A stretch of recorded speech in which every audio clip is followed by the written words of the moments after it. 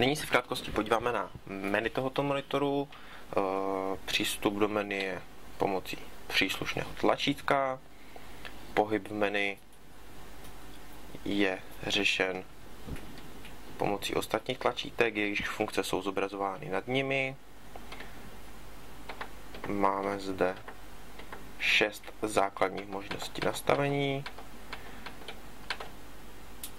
V menu jas a kontrast velmi zajímavá funkce automatického jasu.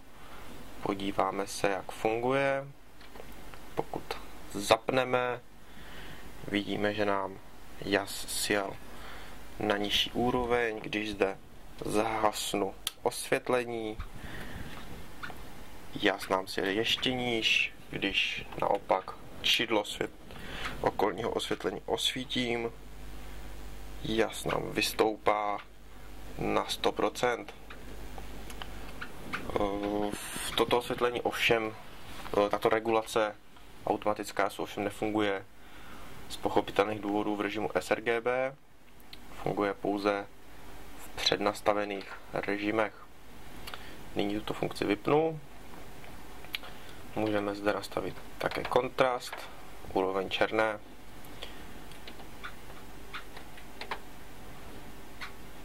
Monitor disponuje 4 základními přednastavenými režimy. Kancelář, určená pro běžnou práci,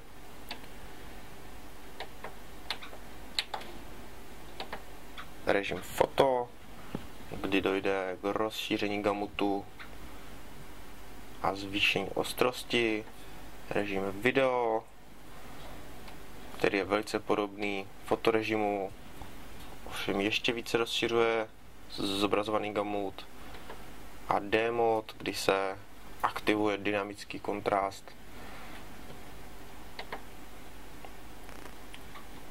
Vrátíme se do režimu kanceláře, režim úpravy obrazu při připojení přes DVI vlastně pouze ostrost a velice zajímavá funkce rozšíření, kdy můžeme podle vstupního signálu buď ho zobrazit 1:1 nebo zachovat jeho poměr stran, anebo jej interpolovat.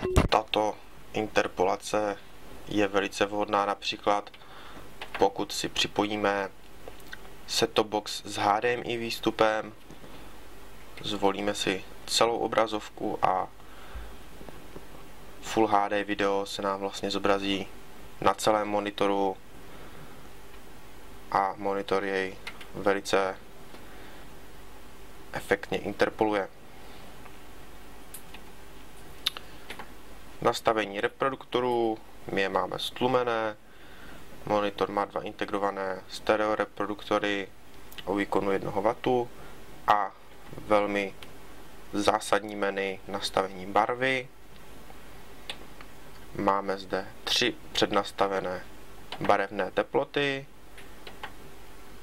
poté Adobe RGB, nativní barvy monitoru, když se dostáváme až k 10 bitům, ovšem bohužel nemám grafickou kartu, s kterou bych to otestoval, a možnost editovat si barvy sám dle kalibrace od oka a samozřejmě sRGB režim, který tedy využívám s monitorem nejčastěji pro používání a testy. V ostatních nastaveních můžeme zvolit vstup, jazyk, časovou prodlevu menu, obnovit tovární nastavení. V informacích vidíme všechny informace, které nám monitor o sobě poskytne, sériové číslo výrobní, rozlišení 2560x1440 pixelů. Když se vrátíme zpět k jasu kontrastu, vidíme, že nám zmizela většina nastavení, můžeme ovlivnit pouze jas, nemůžeme ovlivnit kontrast, úroveň černé ani zapnout automatickou regulaci. Toto je způsobeno navolením režimu sRGB, který je jednoznačně definován.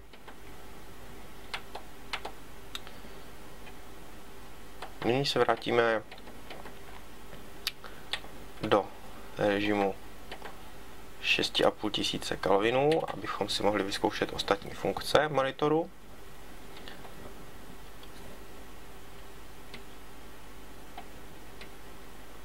Zde jedním tlačítkem můžeme ovlivnit nabídku pro úpravu jasu, což je někdy velmi praktické.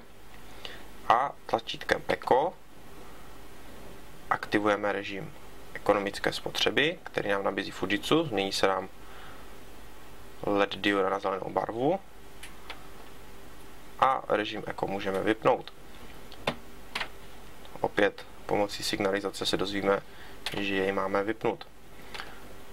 Tento režim nabízí pouze tyto dva základní přednastavené profily jasu, které ovšem nemůžeme změnit.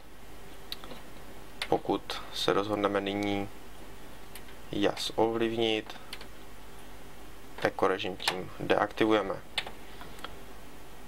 Rovněž tuto funkci ovlivňuje nastavení sRGB prostoru, kdy nyní tlačítko Eco pozbývá jakékoliv funkce. Ještě se podíváme na vstupy, kterými tento monitor disponuje. Jedná se o klasický DVI, DisplayPort, VGA vstup a dva HDMI vstupy. Nevýhodou je, že monitor nerozpozná sám HDMI signál, tudíž pokud do monitoru pustíme nějaké HDMI, musíme jej manuálně zvolit pomocí tohoto menu. Stejně tak z HDMI musíme zpět manuálně přejít na jeden ze 3 vstupů, který je rozpoznatelný automaticky.